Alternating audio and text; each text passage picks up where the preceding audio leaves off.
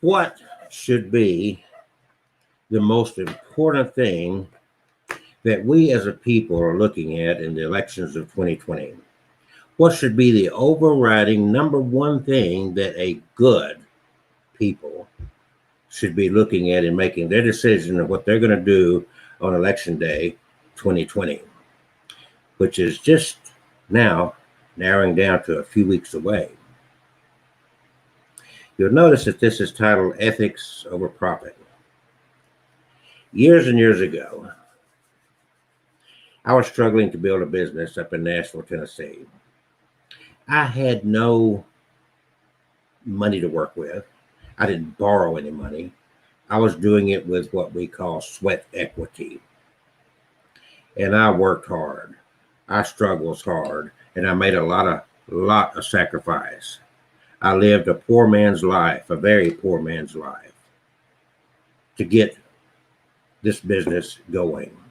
I wanted it on a good foundation. I worked hard. I provided a good service. I had one little bitty piece that brought me in about $350 a month from the huge entity of Baptist Hospital in Nashville, Tennessee. Teeny tiny piece of that. Sure, I saw these massive buildings. I saw all these medical centers around town. I thought, ooh, if I could get my hands on that. Finally, I was invited in to the property manager's Baptist real estate office, which was on campus. And I was invited to bid on all the surrounding, what we call dock in the box places they had all around Davidson County. And there was a lot of them. I took my time. I visited each place. I wrote proposals on each location. I made an appointment, took my proposals in, laid them on his desk. He took one look at the price page of one of those units, slid those proposals back in front of me, and said, double your price. I left. Double my price? You got to be freaking kidding me. If I had been greedy, that would have been so simple. If it had been just about profit, that would have been a no-brainer. Double my price. They want to pay double. I was a lot younger then, a lot younger than I am now. Something was not right. Double your price. I had enough sense about me to say, this isn't right. Within a couple of months of that, and I never went back. I never doubled my price. I chunked my proposals and went on about my business. Something was wrong. Red flags. And I got that. Within a couple of months, that property manager and his whole staff were fired by Baptist Hospital.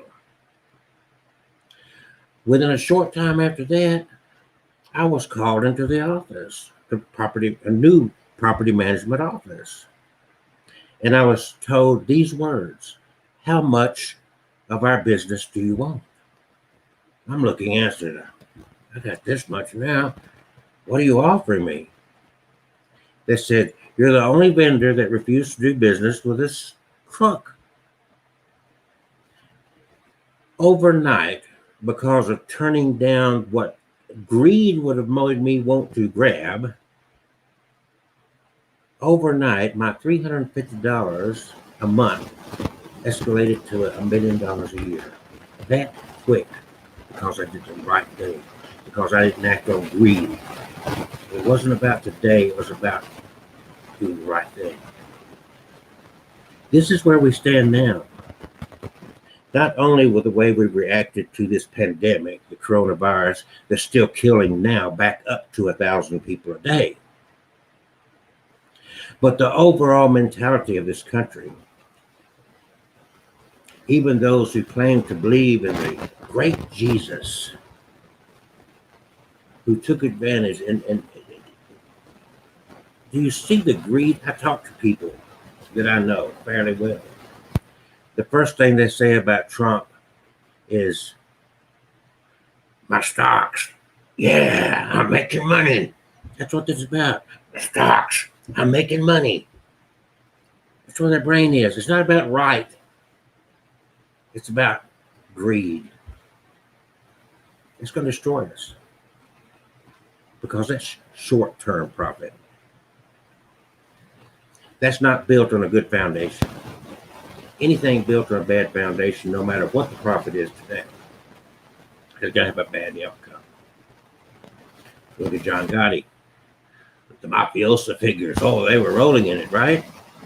It's bad money. So you're dealing with bad money right now. You're too blind to see it. Because everything that's being built in this 4 years of Trump is bad money. Because of greed, of narcissism. For all you Christians, the Bible says pride comes before a great fall. Pride comes before disaster. And you don't even know the holy book that you claim to believe in. You don't have a clue what happened to the nation of Israel as they taunted and as they big-headedly, we're God's people. All the while having orgies in the temple. We've got the temple. That's the Christianity of today. And this is what we've got. So it's not a matter of what profit you see today. Not all money is good money. Not all money is good money. Not at all. You're dealing with bad money right now. You're dealing with a bad situation right now. You can build for the future, or you can be a whore today. Your choice.